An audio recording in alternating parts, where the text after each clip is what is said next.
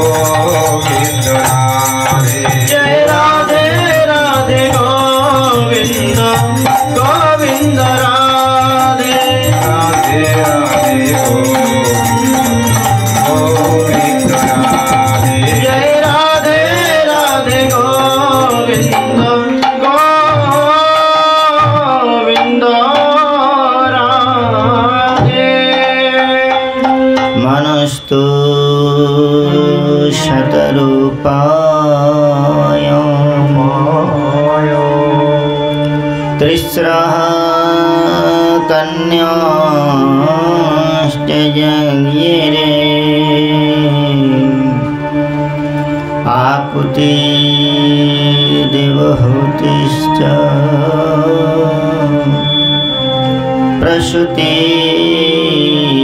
प्रसूतिरितिभिः सुतः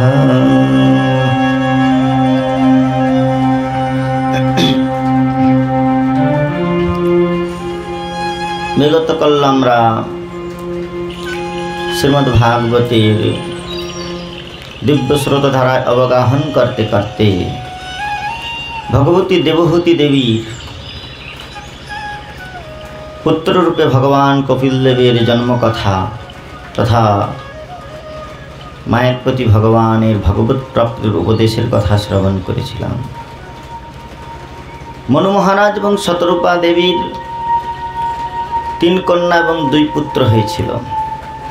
প্রথমে কনিষ্ঠা কন্যা দেবহূতির বংশ বর্ণনা করবার পরে আকুতির বিবাহ হয়েছিল প্রজাপতি রুচির সঙ্গে, যাদের গর্ভে ভগবান যজ্ঞ এবং দক্ষিণা দেবী জন্মগ্রহণ করেছিলেন। আর মনু মহারাজের সে প্রসূতি নামক কন্যার সঙ্গে পিতামহ ব্রহ্মার পুত্র দক্ষ প্রজাপতির জন্ম হয়। এই দক্ষ প্রজাপতি তার 16টি কন্যা ছিল। তার মধ্যে প্রথম 13 জনকে তিনি ধর্মকে বিবাহ দিয়েছিলেন। একজন অগ্নি বিবাহ করেছিলেন একজন কন্যাকে, অপরজন কন্যাকে পিতৃগণকে দান করেছিলেন। পিতরগণ এক কন্যাকে বিবাহ করলেন। 13 জন ধর্ম, একজনকে অগ্নি আর একজনকে পিতরগণ, মোট 15 জন হলো। আর অবশিষ্ট একজনকে ভগবান শঙ্কর বিবাহ করেছিলেন। মৈত্র ঋষি বলতে শুরু করলেন, এই দক্ষ কুমারী রূপে ভগবতী সতীর জন্ম হয়েছিল। এই মনুকন্যার বংশ বর্ণনা করতে গিয়ে ভগবতী সতীর বংশ আগে বিস্তার লাভ করে নাই। এই প্রসঙ্গ বলতে গিয়ে বিদুর মহারাজ মৈত্র ঋষি যখন বললেন যে ভগবান শঙ্কর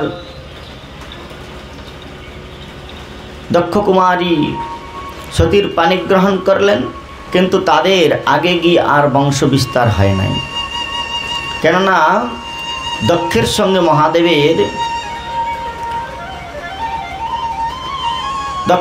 মহাদেবের প্রথম থেকেই বৈরী ভাব তৈরি হয়ে গিয়েছিল। আর সেই বৈরী ভাবকে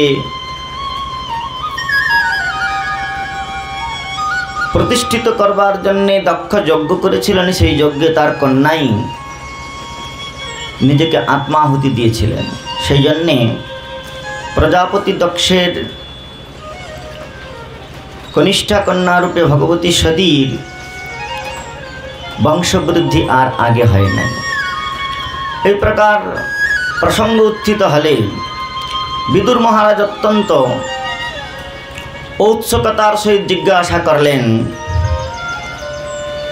যে ভবে শিলবতাম শ্রেষ্ঠ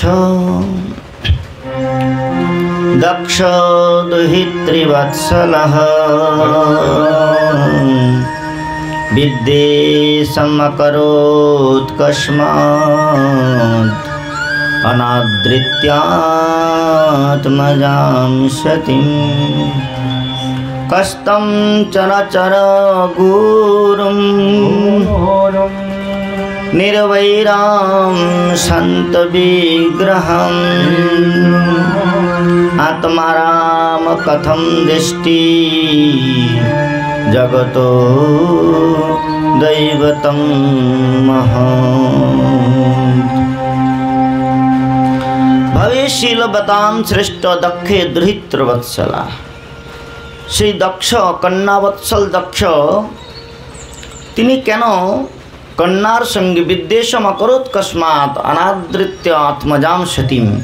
তার নিজ কন্যার সহিত দক্ষের এই প্রকার বৈরী ভাব হয়েছিল কেন? আর কস্তম চরাচরম গুরুম নির্বৈরম শান্ত বিগ্রহম, যার কোনো বৈরী নাই, শত্রু নাই, চরাচর গুরু সেই মহাদেব শান্ত মূর্তি, তার সঙ্গে দক্ষের বা বিরোধ কেন উপস্থিত হলো? বিদুর মহারাজ এই কথা জিজ্ঞাসা করলেন। তখন মৈত্র ঋষি বলতে শুরু করলেন, পুরা বিশ্ব সৃজাম শত্রে সমিতঃ পরমার্ষয় তথা মরগণা সর্বে সানুগা মুনয়োগ্নয়ঃ তত্র প্রবিষ্টম ঋষयो দৃষ্টার্কমেব রোচিষা ভ্রাজমাनं বিধিमीरं কুর্বন্তন মহতে সদঃ। পুরা বিশ্বসৃজাম শত্রে, একবার বিশ্বস্রষ্টা পিতামহ ব্রহ্মা তিনি দক্ষকে প্রজাপতি পদে অভিষিক্ত করবার জন্য তাকে নির্বাচন করলেন। আর দক্ষ যখন ওই প্রজাপতি পদে আরূঢ় হবেন, সমগ্র দেবতাগণ সেই সভায় নিমন্ত্রিত হলেন। আর দেবতাগণের সেই ভারী সভার মধ্যে পিতামহ ব্রহ্মা তাকে প্রজাপতি পদে অধিষ্ঠিত করবেন। তাই দক্ষ অত্যন্ত গৌরবান্বিত হয়ে সে দেবসভায় প্রবেশ করছে। সমগ্র দেবতাগণ পূর্ব হইতে এসে নিজ নিজ আসন উপবেশন করেছিলেন। আর যখন তারা প্রজাপতি পদে আরোহণশীল দক্ষকে সমাগমন করতে অবলোকন করলেন, তখন তারা সকলে গাত্রোত্থান করে এই দক্ষকে অভিবাদন জ্ঞাপন করলেন। কিন্তু ত্রিদেব ব্রহ্মা বিষ্ণু মহেশ্বর এই তিন দেবতার মধ্যে এরা কেউই গাত্রোত্থান করে উঠে দাঁড়ালেন না, দক্ষকে অভিবাদন করলেন না। দক্ষ মনে মনে চিন্তা করলেন যে পিতামহ ব্রহ্মা আমার পিতা, তাই তিনি আমাকে অভিবাদন না করলেও তাতে অসুবিধা নাই। আর ভগবান বিষ্ণু পরাৎপর তত্ত্ব পরব্রহ্ম, তিনি যদি আমাকে অভিবাদন নাও করে তাহলেও কোনো অসুবিধা নাই। কিন্তু এই মহাদেব এ তো আমার কন্যাকে বিবাহ করেছে, অতএব এ আমার পুত্রতুল্য, এ আমাকে গাত্রোত্থান করে অভিবাদন করল না, ভারী সভায় আমার এই প্রকার মর্যাদা হানি করেছে। দক্ষ নিজের অপমান মনে করলেন, কিন্তু সেই নিরন্তর ভগবত ধ্যাননিরত শ্রীমন মহাদেব তিনি চরাচরাত্মা ভগবান শ্রীহরির ধ্যানে এই প্রকার নিমগ্ন ছিলেন যে দক্ষের অভিবাদন করাটা, তিনি তার সমাগমনটাকেও যেমন প্রত্যক্ষ করলেন না, তেমনি অভিবাদন আদি শিষ্টাচার ভগবত ধ্যানে নিমগ্ন থাকলে তার এই বাহ্য শিষ্টাচার সম্বন্ধে সামান্য জ্ঞান থাকে না। তিনি সকলকেই সর্বত্র সমদর্শন করেন, সকলেই সমস্ত চরাচরের মধ্যে সেই পরমাত্মা পরব্রহ্মকেই দর্শন করেন। তাই সেই দক্ষকে যখন অভিবাদন করলেন না মহাদেব, দক্ষ দেবসভার মধ্যে প্রবিষ্ট হয়েই নিজের গৌরব ক্ষুণ্ণ হতে দেখে মহাদেবের দ্বারা তিনি অত্যন্ত রোষানলে দগ্ধচেতা হলেন। আর দেবতাগণের সম্মুখে প্রবেশ করেই, সভার মধ্যে প্রবেশ করেই মহাদেবকে ভৎসনা করতে শুরু করলেন। অয়ম তু লোকপালানাম যশগ্ন নিরপত্রপঃ সদ্ভীর চরিত পন্থা যেন স্তব্ধেন দূষিত এসো মে শিষ্যতাম প্রাপ্ত জন্মে দুহিতর গ্রহীত। অয়ম তু লোকপালানাম যশগ্ন নিরপত্রপঃ, দেবতাগণকে বলছেন এই যে শিব, এ শিষ্টাচার বর্জিত শিব, এ লোকপালগণের যে পবিত্র যশ তাকে কলঙ্কৃত করছে। দেব সবার শিষ্টাচার জানে না, অথচ দেবতাদের সভায় উপবেশন করে রয়েছে। সদ্ভীর আচরিত পন্থা যেন স্তব্ধেন দূষিত, সজ্জনগণের আচরিত পন্থা সম্বন্ধে, শিষ্টাচার সম্বন্ধে, সৌজন্য সম্বন্ধে এর কোনো বোধ নাই। এসমে শিষ্যতাম প্রাপ্তে, এই শিব আমার শিষ্যতুল্য, পুত্রতুল্য, শিষ্য মানে পুত্রতুল্য। এসমে শিষ্যতাম প্রাপ্ত জন্মে দুহিতর গ্রহীত, আমার দুহিতা কন্যার পানি গ্রহণ করেছে, অতএব আমার পুত্রতুল্য। আর আমার মত এই মৃগনয়না সতী পরম সুন্দরী কন্যাকে আমি কেবল পিতামহ ব্রহ্মার কথা রক্ষার্থেই এইরকম একটা লম্পট শিবের হাতে দিয়ে দিয়েছি। গৃহীতাম মৃগ সাবাক্ষী পানি মর্কট লোচনা, আমার মৃগনয়না কন্যাকে এই মর্কট লোচন শিবের সঙ্গে, বাঁদরের মতো নেত্র, মর্কট লোচন শিবের সঙ্গে দিয়ে দিয়েছি কেবল পিতামহ ব্রহ্মার জন্যে। আর প্রেতাবাসেষু ঘোরেষু প্রেতই ভূত গণৈবৃত, আরে দুর্জনের সঙ্গে দুষ্ট বুদ্ধি হয়, এর সদ্বুদ্ধি হবে কেমন করে? ঘোর ভূত প্রেত এদের সঙ্গে নিবাস করে সর্বক্ষণ। চিতাভস্মকৃত স্নানম প্রেতসং নিরস্তিভূষণ, এই শিব পবিত্র শিষ্টাচার পর্যন্ত জ্ঞান নাই, চিতাভস্মেতে সে স্নান করে, চিতাভস্মকৃত স্নান। আর নৃঅস্থিভূষণ, নরগণের মৃত শরীরের অস্থিগুলি তার অঙ্গের ভূষণ। শিবা শিবপদে শিবপদেশ অশিব মত্ত মত্ত জনপ্রিয়, এই শিব কেবল মত্তজনের, ভূত পেয়ে তার লম্পট মাতাল এইসব প্রমত্ত জনেদের অত্যন্ত প্রিয়। তাই এর নাম বস্তুত পক্ষে শিব, শিবম মঙ্গলম হলেও এর আচরণ, বেশভূষা সমস্ত কিছু অশিব, অপবিত্র। এই প্রকার দক্ষ মহাদেবকে তিরস্কার করলেন। কিন্তু মহাদেব তুল্য নন্দা স্তুতির মৌনী সন্তুষ্ট যেন কেনচিত অনিকেত স্থিরমতি, তার কোনো প্রভাব পড়ল না চিত্তের মধ্যে। কিন্তু মহাদেবের যে বাহক ছিলেন নন্দীশ্বর, সে যখন দেখল যে মহাদেবকে এই প্রকার ভৎসনা করছেন, তখন নন্দীশ্বরের সহন হল না, প্রভুর নিন্দা। নন্দীশ্বর সঙ্গে সঙ্গে গর্জে উঠলেন, রক্তবর্ণ নেত্র বিশিষ্ট হয়ে ক্রধান্বিত হয়ে নন্দীশ্বর বলল, গৃহেষু কূট ধর্মেষু শক্ত গ্রাম সুখেচ্ছয়া কর্মতন্ত্রম বিতনতে বেদবাদ বিপন্নধি বুদ্ধ্যা পরাভিयुद्धान ধাইন্যঃ বিস্মৃতাত্মক গতিম পশু। হে দক্ষ, গৃহেষু কূটধর্মেষু শক্ত গ্রাম্য সুখেচ্ছয়া, এই গৃহীতে কূটধর্মেতে অর্থাৎ মিথুনী ধর্মেতে আসক্তি হয়ে তোমার বুদ্ধি বিনষ্ট হয়ে গিয়েছে। তুমি বেদের দ্বারা নির্দেশিত কর্মতন্ত্র বিপন্নধি, তুমি কর্মকাণ্ডকে অনুশীলন করছো, কিন্তু বেদের যে রহস্য, বেদৈশ্চ সর্বে রহমে বিবেদ্য, বেদে যে সর্ববেদ্য ভগবানের কথা এবং ভগবানের ভক্তগণের উপাসনার কথা বলা হয়েছে, তুমি সেই ভগবান শিবকে অপমান করছো, আর অথচ বড় বড় কথা বলছো।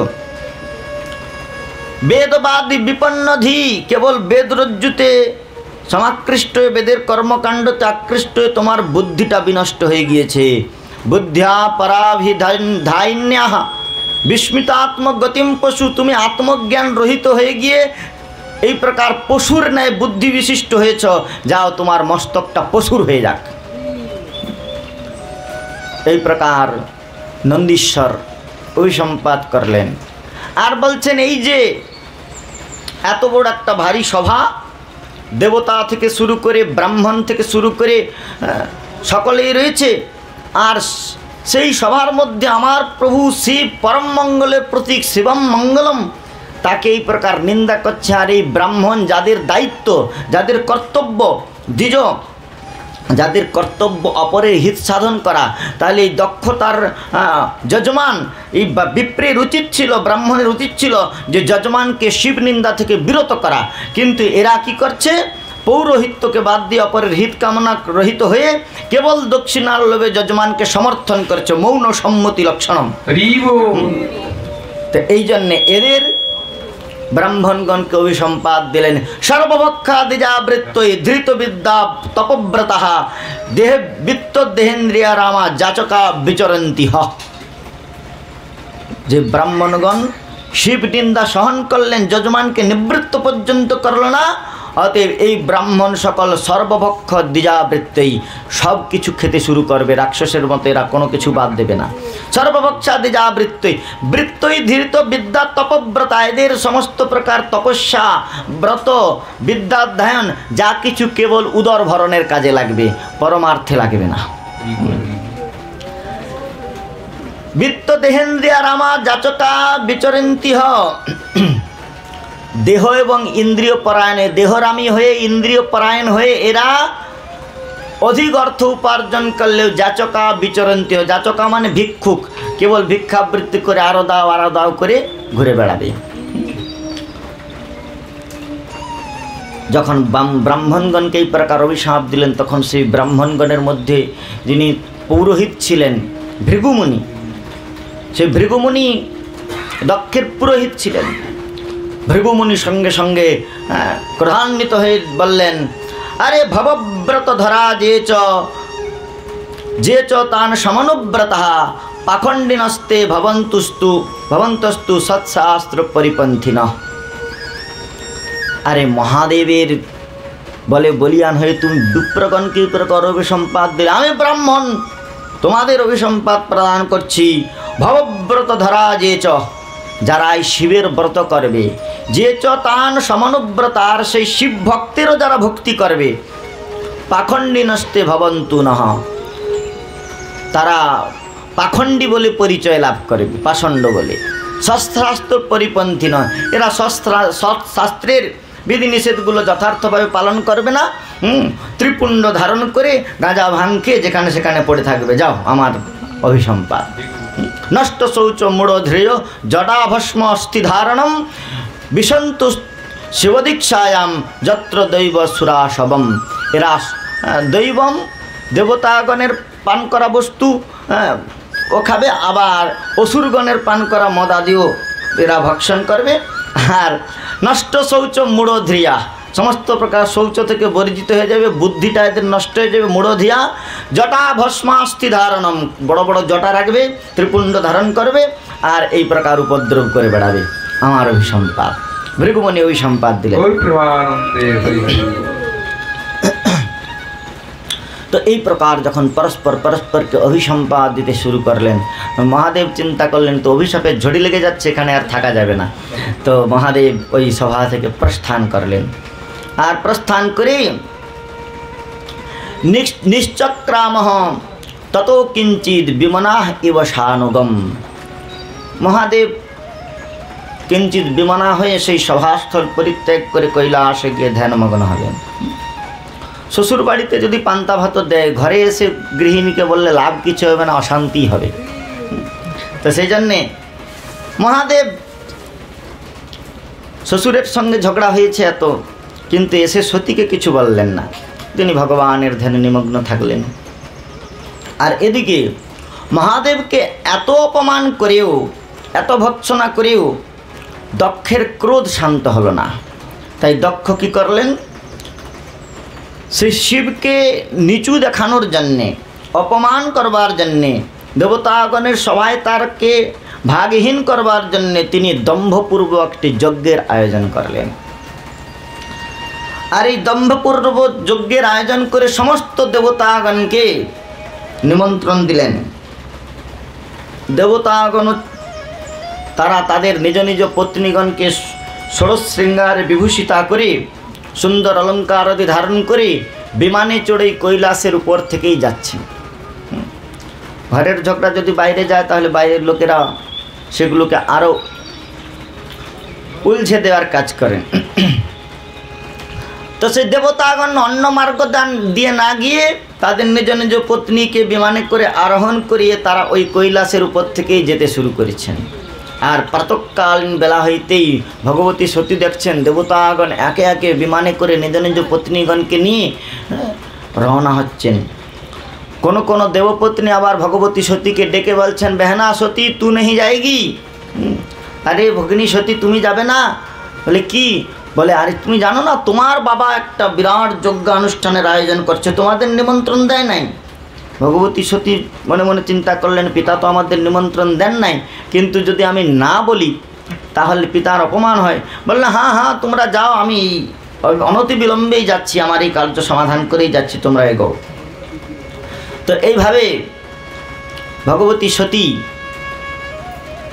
যখন দেবতাগণকে গমন করতে দেখলেন দেবপত্নীগণের সঙ্গে, তখন তার চিত্ত অত্যন্ত উতলা হলো। ভগবতী সতী মহাদেবের কাছে এসে প্রার্থনা করলেন। মহাদেবকে বলছেন, দেখুন প্রায়ই দেখা যায় যে মেয়েদের বাপের বাড়িতে একটা কিছু অনুষ্ঠান হলে মেয়েরা একটু গর্ব করে বলে আমার বাপের বাড়িতে। এখন ভগবতী সতী এইভাবে বলছেন না, ভগবতী সতী মহাদেবকে বলছেন, প্রজাপতিস্তে শ্বশুরস্য সাম্প্রতং নির্যাপিত যজ্ঞ মহোৎসব কিল বয়ং চ তত্রাভিসরাম বামতে যদ্যোর্থিতামি বিবুধা ব্রজন্তিঃ। प्रजापतिस्ते শ্বশুরস্য সাম্প্রতাম। হে প্রজাপতি, হে মহাদেব, স্তে শ্বশুরঃ প্রজাপতে সাম্প্রতাম। হে মহাদেব, আপনার শ্বশুর সাম্প্রতাম, আপনার শ্বশুর প্রজাপতি দক্ষ, মানে আমার বাবা নয়, আপনার শ্বশুর প্রজাপতি দক্ষ নির্যাপিত যজ্ঞ মহোৎসব কিল, এক বিশাল যজ্ঞের আয়োজন করেছেন। বয়ং চ তত্রাভিসরাম বামতে, আমরাও সেখানে গমন করব। যদ্যর্থিতামি বিবুধা ব্রজন্তিহ, সেখানে যজ্ঞে ভাগ নেওয়ার জন্যে বিবুধা ব্রজন্তিহ, ব্রজগত ধাতু, বহু দেবতাগণ সেখানে গমন করছে, তাই আমরাও সেখানে যেতে চাই। তো আমরাও সেখানে যেতে চাই। ভগবান শিব বললেন, হে সতী তুমি তো উত্তম কথা বলছো, কিন্তু তোমার পিতা কি আমাদের নিমন্ত্রণ দিয়েছে? ভগবতী সতী বললেন, শুনুন মহাদেব, নিমন্ত্রণ দিতে গেলে তো আজকাল পোস্ট অফিসে সিস্টেম উঠে গিয়েছে, চিঠি আসতে দেরি হতে পারে, হয়তো পৌঁছায় নাই। অনেক সময় দেখা যায় যে অতি প্রিয়জনকে নিমন্ত্রণ দিতে ভুলে যায় লোকে। চিঠি আসতে হয়তো বিলম্ব হয়েছে, পোস্ট অফিসে আটকে গেছে, ফোন করবে ব্যালেন্স নাই, মুকেশ আম্বানি দাম বাড়িয়ে দিয়েছে। তো কোনো কারণে হয়তো নিমন্ত্রণ আসে নাই, কিন্তু নিমন্ত্রণ ছাড়াও 4 জায়গায় যাওয়া যায়। কোথায় কোথায়? বলে পিতৃগৃহে, ভর্তুগৃহে, মানে স্বামীর গৃহে। ঝগড়া হয়ে যাওয়ার পরে যদি চলে যায়, স্বামী না ডাকতে গেলেও যদি চলে আসে তাহলে অপমান হয় না স্ত্রীর তাতে। গুরুগৃহে, পিতৃগৃহে, পতিগৃহে, আর অতি প্রিয় বান্ধবের গৃহে। অতি প্রিয় বন্ধু হয়তো কোনো কারণে ভুলে গেছে, যদি পৌঁছে যায় তখন সে বলে, আরে আর তুই এসেছিস, খুব ভালো হয়েছে, আমি তো ভুলেই গিয়েছিলাম তোকে ডাকতে। মহাদেব বললেন, শোনো, এই 4টে জায়গাতে নিমন্ত্রণ না থাকলে যাওয়া যায়, সেটা তো ভালো কথা, কিন্তু সেখানে যাওয়ার পরে যদি তারা দেখে প্রসন্ন হয় তাহলে সে যাওয়াটা সার্থক হয়। কিন্তু তুমি গেলে তোমাকে কোনো আপ্যায়ন করো না, একে তো নিমন্ত্রণ না দিয়ে অপমান করেছে, তারপরে গিয়ে আবার যদি অপমান বোধ করতে হয়, সে অপমান আরও গুরুতর হয়ে যায়। অতএব মহাদেব ভগবতী সতীকে সমস্ত কথা বললেন, দেখো সেই দিন তোমার বাবা অকারণ আমাকে অপমান করেছে, আবার গিয়ে যদি আমি অপমানের সম্মুখীন হই, অতএব তোমার বাবার বাড়ির যোগ্য তুমি যাও, আমি যেতে পারবো না। ভগবতী সতী মনে মনে চিন্তা করলেন, মহাদেব তো যাবে না, কিন্তু বাবার তো প্রতিদিন আর বাবা এরকম যজ্ঞ করবে না, আর আমার মহাদেব তো আশুতোষ, আশুতোষতী আশুতোষ, শীঘ্র প্রসন্ন হয়ে যায়। আমি যদি বাবার বাড়িতে যজ্ঞে না যাই, তাহলে আমাদের যেই সম্বন্ধ তিক্ততার কথা সমস্ত দেব সমাজে আলোচনার বিষয় হবে। সকলে আলোচনা করবে যে দেখো দক্ষ এত বড় যজ্ঞ করলো, মেয়ে জামাই আসলো না। আর যদি যাই তাহলে সমস্যার সমাধান হতে পারে। তাই ভগবতী সতী যাওয়ার জন্য মনস্থির করলেন, আর শঙ্কর ভগবান ধ্যানমগ্ন হলেন। ভগবতী সতী মনে মনে চিন্তা করছেন যে তাহলে আমি যাব, কিন্তু মহাদেব যদি অপ্রসন্ন হন, মহাদেবের কথা চিন্তা করে তার হৃদয়ে শঙ্কা হচ্ছে। আবার পিতার গৃহে যজ্ঞ সমস্ত দেবতাগণ যাচ্ছে দেখেও তার উৎকণ্ঠা হচ্ছে। এই প্রকার উৎকণ্ঠা ইত্যাদি হতে হতে মনে মনে স্থির করলেন যে মহাদেবকে পরে প্রসন্ন করে নেব, এখন পিতার যজ্ঞে যাওয়া উচিত। এই বলে তিনি কি করলেন, দিব্য শৃঙ্গার ধারণ করে সুন্দর শাটিকা আদি পরিধান করে পিত্রালয়ের উদ্দেশ্যে গমন করতে শুরু করলেন। আর মহাদেব ভগবতী পার্বতী দেবী যাচ্ছেন, পশ্চাৎ ফিরে তাকাচ্ছেন যে মহাদেব তো শীঘ্র প্রসন্ন হয়ে যান, আর কখনো আমাকে কোথাও একা ছাড়েন না, তাহলে আমি গেলে হয়তো মহাদেবের মনটা ঘুরে যাবে। তাই ভগবতী পার্বতী কিছু দূর যাচ্ছেন, আবার পশ্চাৎ ফিরে তাকাচ্ছেন। আর যখন ভগবতী পার্বতী দেবী চলে যাচ্ছেন, তখন শিব নেত্র খুলে দেখছেন যে সত্যি সত্যি চলে যাচ্ছে কিনা। আর যখনই পার্বতী দেবী পশ্চাৎ ফিরে তাকাচ্ছেন, শিব নেত্র বন্ধ করে ধ্যান করছেন। তো এই হাতে হাতে হাতে হাতে ভগবতী পার্বতী 2 বার 4 বার পশ্চাৎ ফিরে তাকালেন, দেখলেন মহাদেব ধ্যানমগ্ন হয়ে গেছে, চলো পরে দেখা যাবে। এরপরে তিনি কি করলেন, পিত্রালয়ের উদ্দেশ্যে, পিতৃগণের উদ্দেশ্যে গমন করতে শুরু করলেন। আর পিতৃগণের উদ্দেশ্যে, পিতৃলোকের উদ্দেশ্যে যখন গমন করতে শুরু করলেন, তখন মহাদেব নয়নে চোখের ইশারা করে দিলেন। আর চোখের ইশারা করবার সঙ্গে সঙ্গে মহাদেবের যে বাহন ছিল নন্দীশ্বর, সে নন্দীশ্বর গিয়ে বলল, মাতা প্রণাম। বলে কি হয়েছে? বলে মা আপনি কোথায় যাচ্ছেন? বলে আমি আমার বাপের বাড়ি যাচ্ছি। বলে তাহলে আপনি পায়ে হেঁটে যাবেন, আমার স্কন্ধে আরোহণ করুন, আমি যাব। বলে তুমি যাবে, চলো আমার বাবার বাড়িতে বিরাট যজ্ঞ। আর বলতে বলতে সমস্ত ভূত প্রেত বেতাল কুষ্মাণ্ড যারা ছিল তারা একে একে এসে বলছে, মা প্রণাম। বলে কি? বলে আমরাও যাব। তারা সেই সব ভূত প্রেত তারা সকলেই ভগবতী সতীর সঙ্গে যেতে শুরু করছেন, আর তারা সকলেই শিবের গুণগান করতে করতে যাচ্ছেন। ওম নমঃ শিবায়, নমঃ শিবায়, হর হর ভোলে নমঃ শিবায়, ওম নমঃ শিবায়, নমঃ শিবায়, হর হর ভোলে নমঃ শিবায়, নমঃ শিবায়, নমঃ শিবায়, হর হর ভোলে নমঃ শিবায়, ওম নমঃ শিবায়, নমঃ শিবায়, হর হর ভোলে নমঃ শিবায়। জটাধরা শিব জটাধরায়, হর হর ভোলে নমঃ শিবায়, জটাধরায় শিব জটাধরায়, হর হর ভোলে নমঃ শিবায়। জটাধরা শিব জটাধরায়, হর হর ভোলে নমঃ শিবায়, জটাধরায় শিব জটাধরায়, হর হর ভোলে নমঃ শিবায়। নমঃ শিবায়, নমঃ শিবায়, হর হর ভোলে নমঃ শিবায়, নমঃ শিবায়, নমঃ শিবায়, হর হর ভোলে নমঃ শিবায়। গঙ্গাধরা শিব গঙ্গাধরায়, হর হর ভোলে নমঃ শিবায়, গঙ্গাধরায় শিব গঙ্গাধরায়, হর হর ভোলে নমঃ শিবায়। গঙ্গাধরা শিব গঙ্গাধরায়, হর হর ভোলে নমঃ শিবায়, গঙ্গাধরায়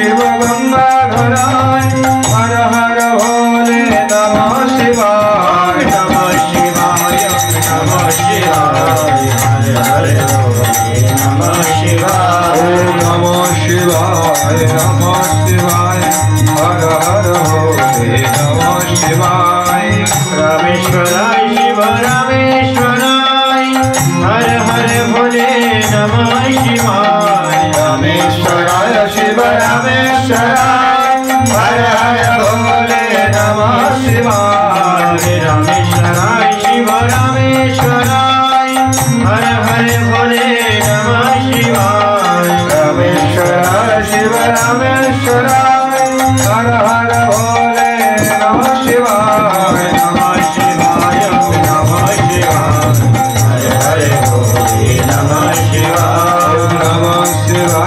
नमः शिवाय हर हर भोले नमः शिवाय नमः शिवाय नमः शिवाय हर हर भोले नमः शिवाय नमः शिवाय नमः शिवाय हर हर भोले नमः शिवाय नमः शिवाय नमः शिवाय हर हर भोले नमः शिवाय नमः शिवाय नमः शिवाय हर हर भोले नमः शिवाय नमः शिवाय नमः शिवाय हर हर भोले नमः शिवाय नमः शिवाय नमः शिवाय हर हर भोले नमः शिवाय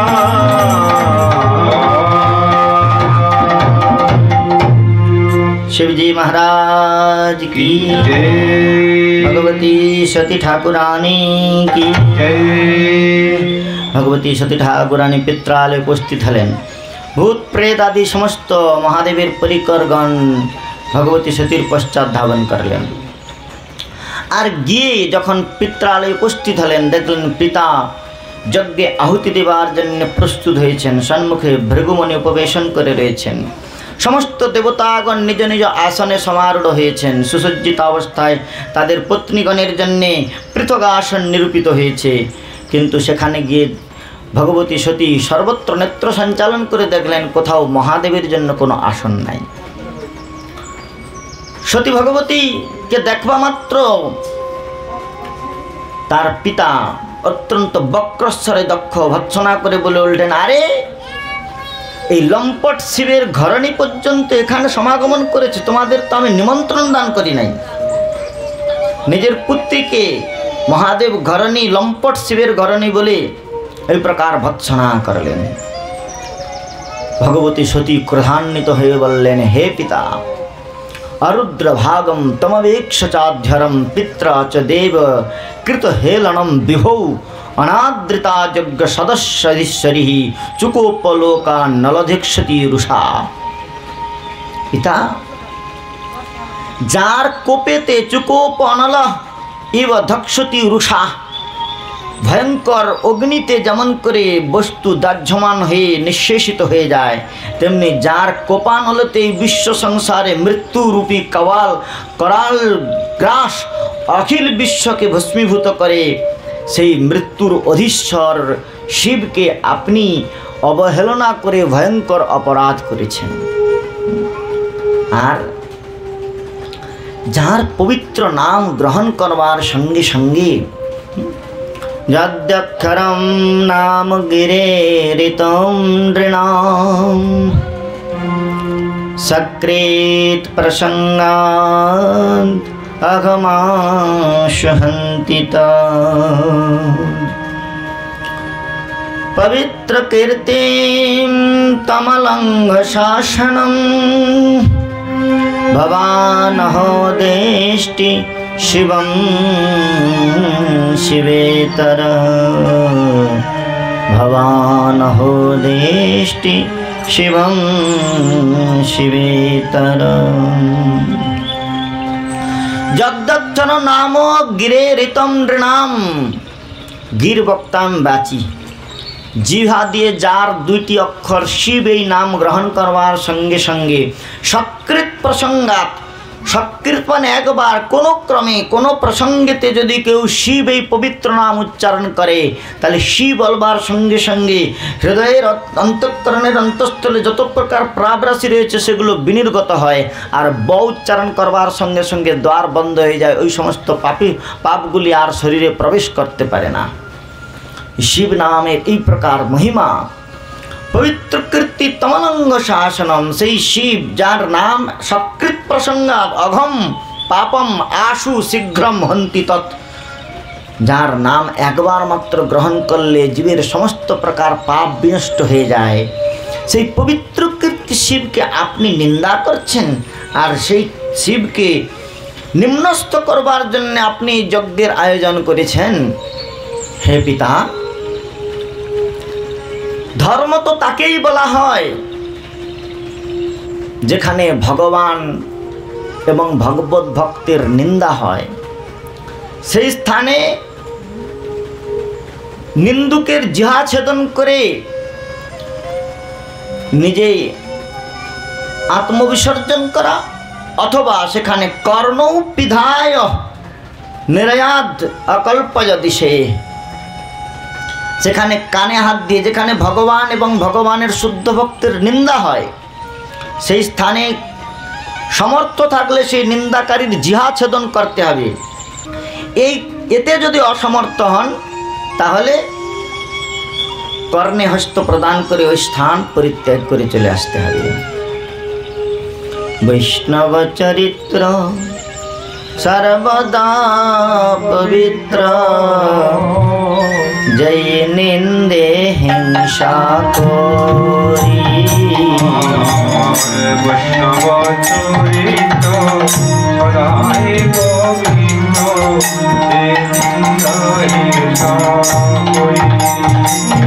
আরে বৈষ্ণব চরিত্র সর্বদা পবিত্র, জয় নিন্দে হিংসা করি। বৈষ্ণব চরিত্র সর্বদা পবিত্র, এই নিন্দা হিংসা করি।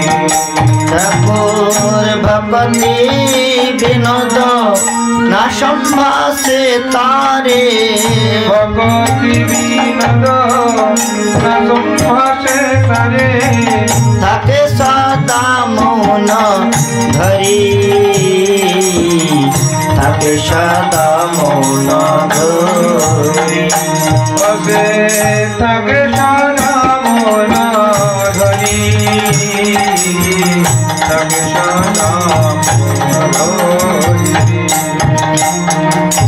তাই বৈষ্ণবের যারা নিন্দা করেন, বৈষ্ণবের যশগান কীর্তন করলে জীবের ত্রাণ হয়। বৈষ্ণবের গুণগান শুনিলে জীবের ত্রাণ। বৈষ্ণবের গুণগান শুনিলে বৈষ্ণবের নামেতে উল্লাস, বৈষ্ণবের নামেতে উল্লাস, বৈষ্ণবের নামে ঠাকুর মহাশয় বলছেন যে বৈষ্ণব ভগবত ভক্তির নাম শ্রবণ করলে ভগবানের নাম পরম কল্যাণকারী, কিন্তু ভগবত ভক্তির নাম ভগবান নাম অপেক্ষা গরিষ্ঠ, কেননা ভগবত ভক্তির হৃদয়ে সর্বদাই ভগবানই বিশ্রাম করেন।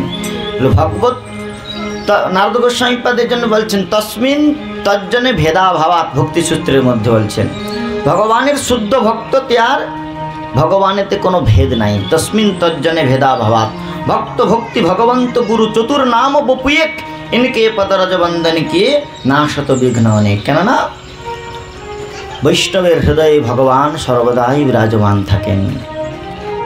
তোমার হৃদয়ে সদাই গোবিন্দ বিশ্রাম,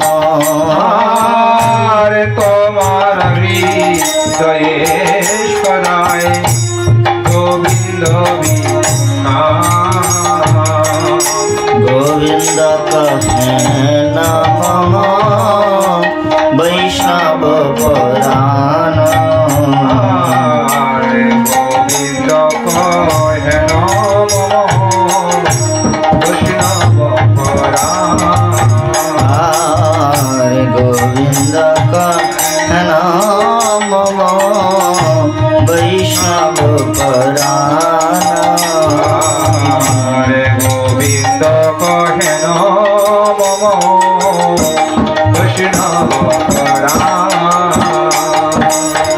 তাই বৈষ্ণব কুলচূড়ামণি শ্রী শিবের যখন এই প্রকার নিন্দা হতে দেখলেন ভগবতী সতী, তিনি পিতাকে এই প্রকার ধিক্কার দেন। এই ধর্মের স্বরূপ হচ্ছে যে ভগবত তত্ত্ব এবং ভগবত ভক্তির যারা নিন্দা করে তাদের জিহা ছেদন করে নিজের আত্মবিসর্জন দেয়া অথবা সেই স্থান পরিত্যাগ করা।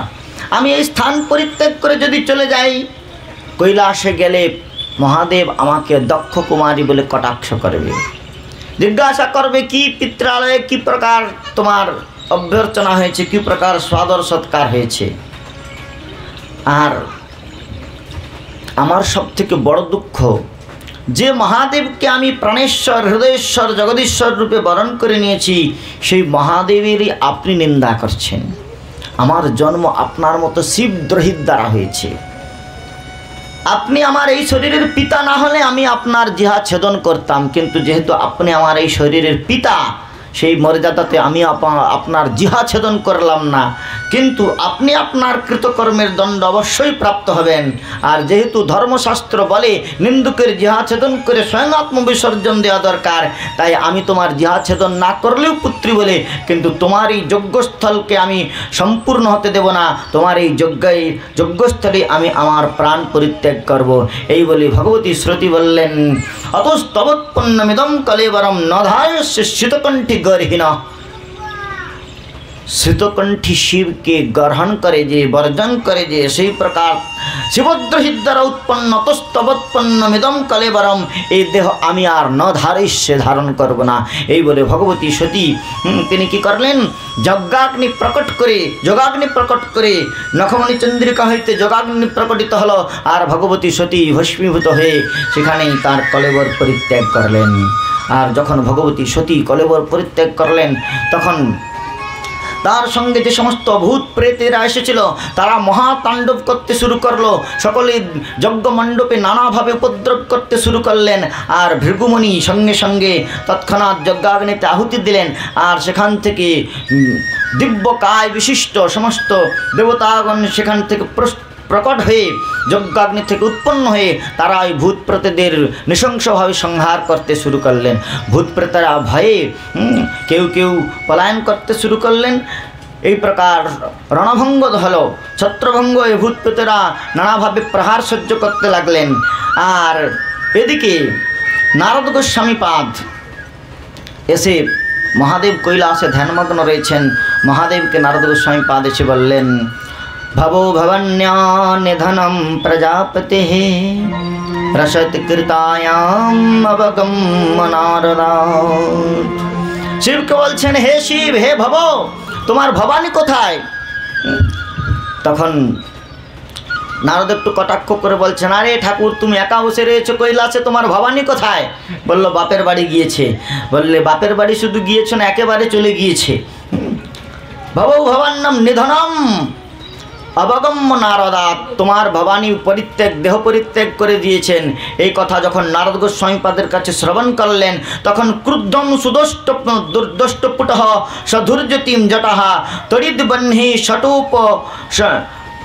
ষটোগ্ররোচিষম, সঙ্গে সঙ্গে ক্রুদ্ধ হয়ে মহাদেব কি করলেন, ক্রুদ্ধম সুদুষ্ট পুটস ধূর্যতিম জটাম, অত্যন্ত ক্রোধান্বিত হয়ে মহাদেব রক্তবর্ণ নেত্র বিশিষ্ট হয়ে গিয়ে ক্রোধে প্রমত্ত হয়ে মহাদেব তার জটা উৎপাদিত করে কৈলাস শিখরে যেই না নিক্ষিপ্ত করলেন, সঙ্গে সঙ্গে कराल द्रंष्ट जलदग्नि मूर्धजम कपालमाली विबुद्धुतायुधम तम किम करोमि गृह्णतामहो बद्धांजलि भगवान भूतनाथ। कराल द्रंष्टा विकराल नेत्र থেকে অগ্নি বিস্ফোরিত হচ্ছে, এই প্রকার ভয়ঙ্কর বিকরাল নেত্র বিশিষ্ট কপালমালী আর বিবুদ্ধতা আয়ুধম বিশালকায় আয়ুধযুক্ত একটি ভয়ঙ্কর দৈত্য প্রকট হলো। আর দৈত্য প্রকট হয়ে কৃতাঞ্জলি পটে মহাদেবকে বলল, কিম করমি ইতি গৃহ্ণতামাহ। মহাদেবকে সেই ভয়ঙ্কর দৈত্য প্রকট হয়ে রক্তবর্ণ চক্ষুদার লাল লাল চক্ষু হইতে অগ্নিস্ফুলিঙ্গ নির্গত হচ্ছে। এই প্রকার বিকরাল দৈত্য প্রকট হয়ে মহাদেবকে বললেন, কিং করমি, আমি কি করব? মহাদেব বললেন, ভদ্রম বীরম, হে বীর, তোমার এই শিষ্টাচারে আমি প্রসন্ন হয়েছি। তোমার নাম হোক বীরভদ্র। আর আমি তোমাকে নির্দেশ করছি দক্ষম সযজ্ঞম জহি মদ ভটানাম।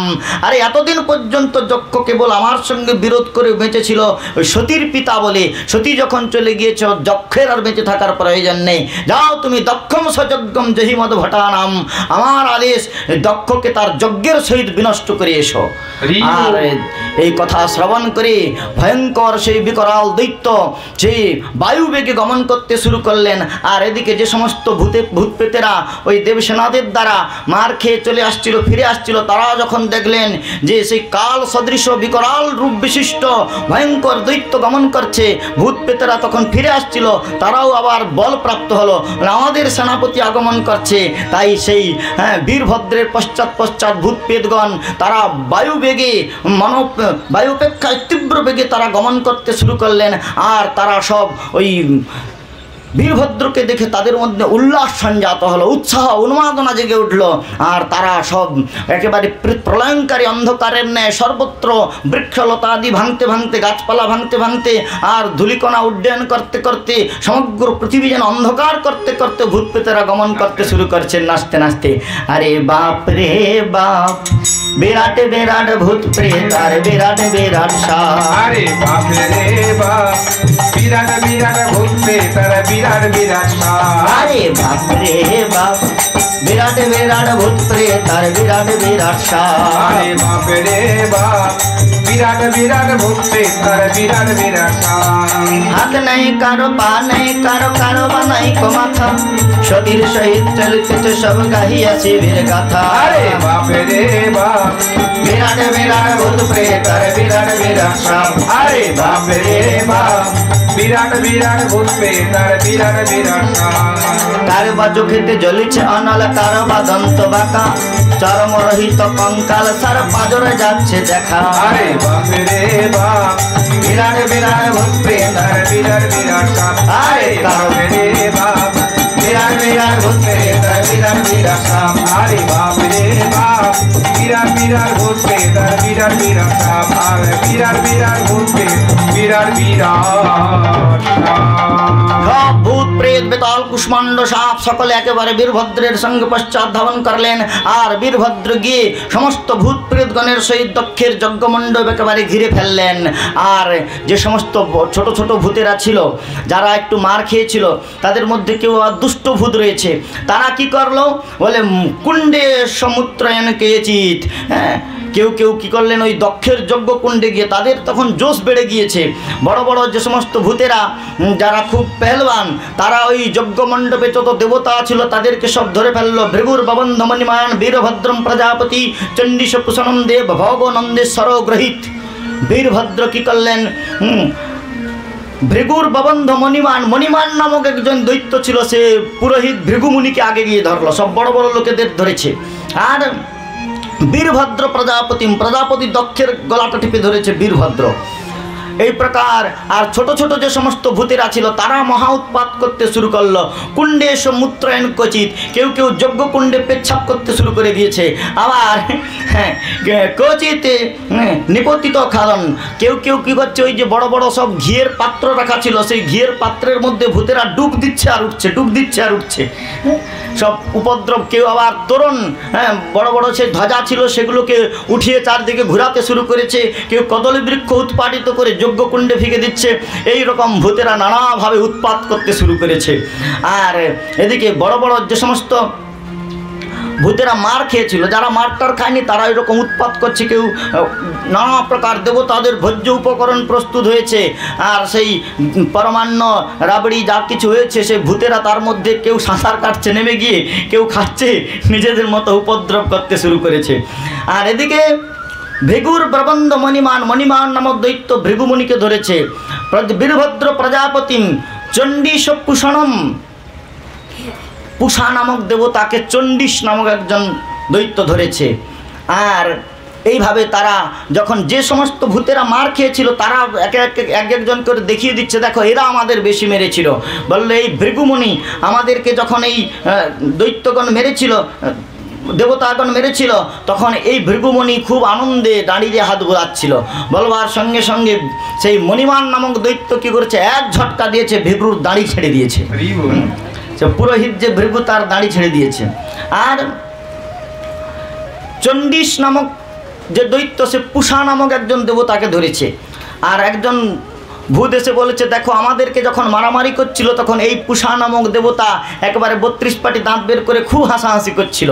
তো সেই চণ্ডীশ কী করেছে, ক্রোধে রক্তবর্ণ নেত্র বিশিষ্ট হয়ে এক চপেট আঘাত করেছে সে পুষা নামক দেবতাতে। তার দেবতার 32টা দাঁত খুলে গিয়েছে, সবগুলো একেবারে বেদান্তি হয়ে গিয়েছে দেবতা।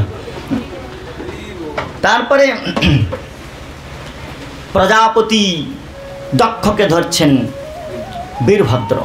আর বীরভদ্রকে কী করছেন, বীরভদ্র প্রজাপতি দক্ষকে এমন কর্ণমূলে হন, এই কানের গোড়ায় করে এমন মেরেছে দক্ষের মস্তক একেবারে ছিন্ন হয়ে যজ্ঞকুণ্ডে নিপতিত হয়ে গিয়েছে।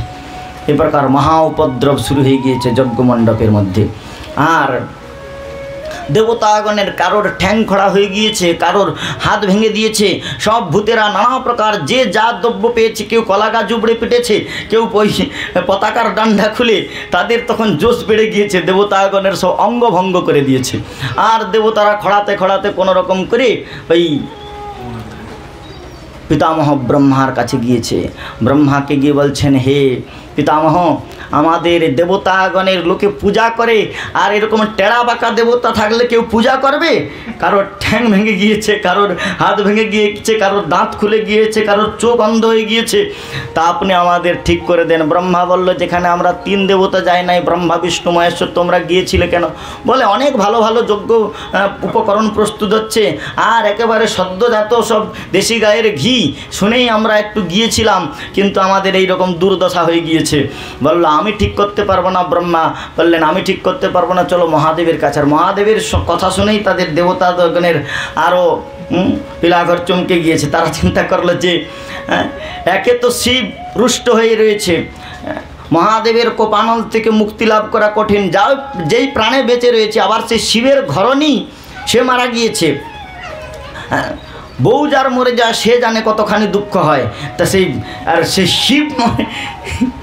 শিবের এখন ঘরণী চলে গিয়েছে। এই অবস্থায় যদি শিবের কাছে যাই, তাহলে যেই একটু খড়াটড়া হয়ে প্রাণে বেঁচে আছি, আর 3য় নেত্র যদি খুলে দেয়, তাহলে আমাদের হরিবল হয়ে যাব। অতএব আমরা যেতে পারবো না, আপনি সঙ্গে নিয়ে চলুন। পিতামহ ব্রহ্মা অগ্রণী হয়ে শিবের কাছে গেলেন। আর ব্রহ্মাকে দেখে মহাদেব ব্রহ্মাকে প্রণিপাতপূর্বক অভিবাদন করলেন।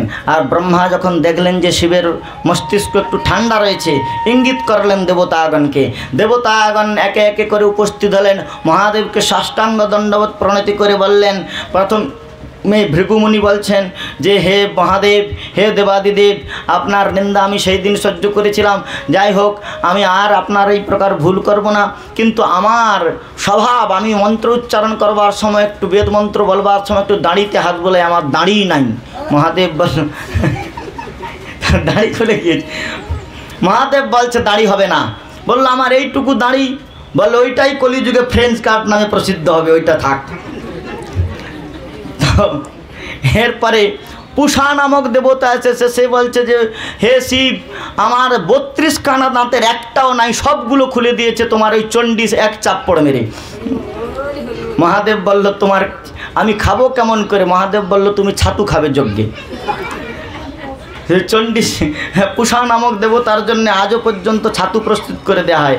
যারা যে সমস্ত বিপ্রগণ যজ্ঞ করেন, যজ্ঞে ছাতু দেওয়ার বিধান রয়েছে। ওই পুষা নামক দেবতা বেচারা খাবে কি, ছাতু খায় আজও পর্যন্ত। আর দক্ষ যজ্ঞে গিয়ে তার এই অবস্থা। এই প্রকার যখন 2-4 জন আসলেন, তাদের ঠিক করে দিলেন না। মহাদেব বলল, তখন দেবতাগণ বললেন না, এইসব ঠিকঠাক আর হবে না। যে 2-4 জনের ঠিকঠাক হওয়া দরকার, তারা অশ্বিনী কুমারের কাছে গিয়ে প্লাস্টার করে সারিয়ে নিয়েছে, আর বাকি দেবতারা ওই রকম থেকে গিয়েছে। এখন মহাদেব দেবতাগণ বলছেন, দেখুন আমাদের এই যা দুরবস্থা হয়েছে, এই আপনার শ্বশুরের যজ্ঞে ভাগ নিতে গিয়ে, যজ্ঞ ভাগটা তো আরে খেতে গেলাম, শুধু মার খেলাম। অন্তত খেয়ে যদি মার খেতাম তাহলে মনে একটু তৃপ্তি হতো। তো কিছু পেলাম না, উল্টে শুধু মার পেলাম। তো বলছে কি, বলে আপনি এই দক্ষ যজ্ঞে অনেক উপকরণ প্রস্তুত করা রয়েছে, আমরা দেবতাগণ এখনও পর্যন্ত জীব থেকে লালার হচ্ছে, আপনি চলুন একটু যজ্ঞটা সম্পূর্ণ করে দেবেন। আর যজ্ঞ সম্পূর্ণ করে দিলে তাহলে আমরা যজ্ঞ ভাগটা অন্তত পাবো। মহাদেব বললেন, আমি সেখানে কী করবো, আমার তো নিমন্ত্রণ নেই, তোমাদের নিমন্ত্রণ রয়েছে, তোমরা যাও। ব্রহ্মা বললেন, দেখো মহাদেব যদি না যায় আমি যাব না, তোমরা নিজেরা গিয়েছিলে, কি অবস্থা হয়েছে, এরপরে কি অবস্থা হবে তার জন্য আমি আর দায়ী নয়। তো মহাদেবকে তখন সমস্ত দেবতাগণ বললেন, শুনুন মহাদেব, আপনার শ্বশুরের যজ্ঞে প্রচুর উপকরণ তৈরি করা হয়েছে, আমাদের দেবতাগণের উদ্দেশ্যে প্রথমে আহুতি দেয়া হবে, আর যা অবশিষ্ট বেঁচে থাকবে সেগুলো সব আপনার হবে। আশুতোষ মহাদেব তাতেই প্রসন্ন হলেন। এই জন্য যজ্ঞে দেবতাগণের উদ্দেশ্যে অর্পণ করবার পরে, পিতরগণের উদ্দেশ্যে অর্পণ করবার পরে, ভগবত পার্ষদগণের উদ্দেশ্যে অর্পণ করবার পরে অবশিষ্ট যে ঘৃত থাকে পূর্ণাহুতির সময় মহাদেবের নামে ওইটা দিয়ে দিতে হয়। তো যজ্ঞের শেষ ভাগটা আপনি পাবেন। এই প্রকার এসোতে রুদ্রভাগস্তে যদুচ্ছিষ্ট ধরস্ব বৈ যজ্ঞস্তে রুদ্রভাগেন কল্পতা মধ্য যজ্ঞ হন। দেবতাগণ বললেন, হে ভগবান রুদ্র, আপনি আমাদের যজ্ঞের অবশিষ্ট যা কিছু থাকবে সকলেই আপনার হবে। মহাদেব তাতেই প্রসন্ন হলেন। মহাদেব ব্রহ্মাদি দেবতাগণকে নিয়ে শিব অগ্রণী হয়ে যজ্ঞ করতে গেলেন। আর যজ্ঞ করতে গিয়ে যজ্ঞস্থলে যখন ব্রহ্মাদি দেবতাগণ উপনীত হলেন, সেই যজ্ঞ মণ্ডপে সহসা ভগবান বিষ্ণু এসে উপনীত হলেন। আর যজ্ঞেশ্বর বিষ্ণুকে দর্শন করে সকলেই তাকে অভিবাদন জানালেন। তারপরে যজ্ঞের আহুতির কাজ শুরু হলো। যজ্ঞ আহুতি দিতে গিয়ে ভৃগুমণি বললেন যে যজ্ঞের যিনি হোতা তিনি পূর্ণাহুতি দান করবেন, আর পূর্ণাহুতি দান করলেই তবে মহাদেব অবশিষ্ট যজ্ঞ ভাগ পাবে। বলে যজ্ঞের হোতা কোথায়? বলে হোতার তো ধড় অগ্নিতে আহুতি হয়ে গিয়েছে, আর মস্তক অগ্নিতে আহুতি হয়ে গিয়েছে, ধড় পড়ে রয়েছে। মহাদেব তার অনুচরগণকে বললেন, যাও পশ্চাৎ দেশে পশ্চিম দিকে মস্তক রেখে যে শয়ন করে রয়েছে তার মস্তক কেটে নিয়ে আসো। তো সে প্রথমে একটা ছাগ ছিল, রুদ্রের অনুচরগণ প্রথমে একটা ছাগকে দেখতে পেলেন, আর ছাগের মস্তক নিয়ে এসে দক্ষের শরীরের সঙ্গে দিয়ে প্লাস্টিক সার্জারি করে দিলেন। আর দক্ষ সঞ্জীবিত হয়ে উঠলেন, আর দক্ষ জীবিত হয়ে পূর্ণাহুতি দান করলেন। তারপরে দক্ষ তার ভ্রম অপনোদন হলো, দক্ষ কৃতাঞ্জলি পুটে মহাদেবের স্তুতি করতে শুরু করলেন। এই জন্য যতবার যেভাবে স্তুতি করছেন সঙ্গে সঙ্গে দক্ষ স্তুতি করতে শুরু করছেন। আর ছাগলের মস্তক থাকার জন্য সে বম বম বম বম করে শব্দ হচ্ছে, এই জন্য বকার হচ্ছে মহাদেবের বীজ মন্ত্র। আর বম বম বম বম করলে ও মহাদেবের শ্বশুরের কথা মনে হয়, সেই জন্যে শিব পূজার পরে বম বম বলতে হয়। তো এখন দক্ষ স্তুতি করতে শুরু করছেন। শিব শঙ্কর হর গঙ্গাধর, জয় শিব শঙ্কর হর গঙ্গাধর, জয় শিব শঙ্কর হর গঙ্গাধর,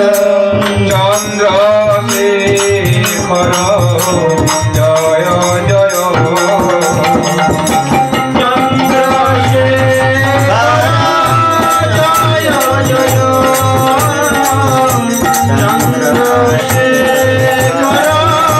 জয় জয়, জয় নাগভূষণ জয় ত্রিলোচন, জয় নাগভূষণ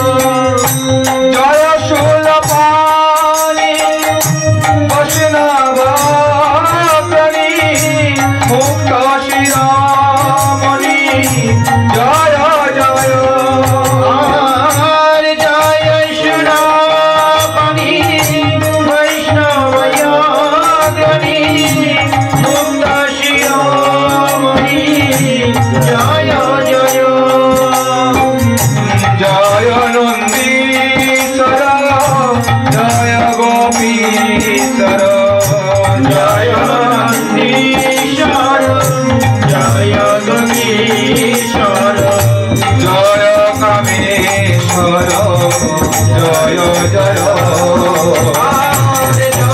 কামেশ্বর জয় জয় জয় কামেশ্বর জয় জয় জয় শিব শঙ্কর হর গঙ্গাধর জয় শিব শঙ্কর হর গঙ্গাধর চন্দ্রশেখর জয় জয় চন্দ্রশেখর জয় জয় চন্দ্রশেখর জয় জয় চন্দ্র